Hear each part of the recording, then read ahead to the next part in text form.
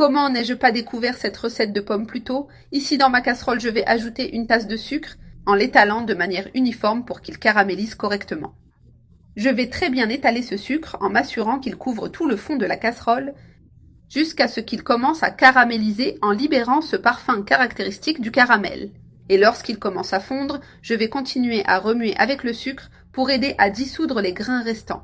Et ici, mon sucre s'est déjà très bien caramélisé. Maintenant, je vais ajouter ici dedans, avec beaucoup de précaution, un quart de tasse d'eau en ajoutant lentement pour éviter les éclaboussures. Et je vais remuer doucement en incorporant bien l'eau parce que ce caramel devient bien liquide et plus clair avec une texture parfaite. Ici, il s'est déjà un peu mélangé avec l'eau devenant plus uniforme. Je vais mettre le reste petit à petit pour terminer le sirop. Maintenant, je vais ajouter ici 2 pommes coupées en lamelles, bien délicates, bien fines pour qu'elles absorbent mieux la saveur, et je vais remuer jusqu'à ce que ces pommes soient bien enrobées. Également caramélisées, prenant la saveur sucrée du sirop, qui s'imprègne légèrement sans perdre la texture. Bien cuire, devenant tendre et aromatique. Et déjà transférer ces pommes ici dans un moule déjà beurré en couvrant le fond. J'ai mis du beurre et saupoudré un peu de farine de blé pour que ça ne colle pas. Et maintenant, il suffit de bien répartir ces pommes ici, pour bien couvrir le fond du moule en formant une couche uniforme. Maintenant, ici dans le mélange, je vais ajouter 3 œufs frais. Et avec le fouet à main, je vais très bien battre ces œufs jusqu'à ce qu'ils moussent, pendant environ 1 minute, garantissant de la légèreté à la pâte. Pour laisser ma pâte bien savoureuse et aérée, maintenant je vais ajouter une cuillère à soupe de cannelle en poudre, apportant un arôme spécial.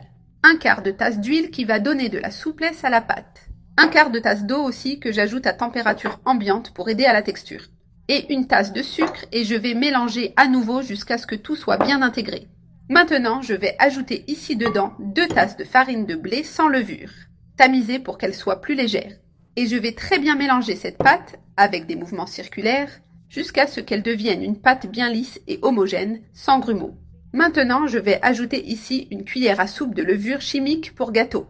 Et je vais mélanger doucement jusqu'à ce que cette levure disparaisse dans ma pâte sans trop battre. Cela va aider la pâte à devenir bien moelleuse, riche et douce. Et c'est très simple de préparer cette pâte, pratique et savoureuse. Maintenant, je vais placer cette pâte ici sur le caramel de cette façon, en couvrant les pommes.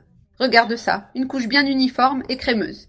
La merveille que va donner ce gâteau aux pommes caramélisées, avec cette pâte au goût de cannelle irrésistible.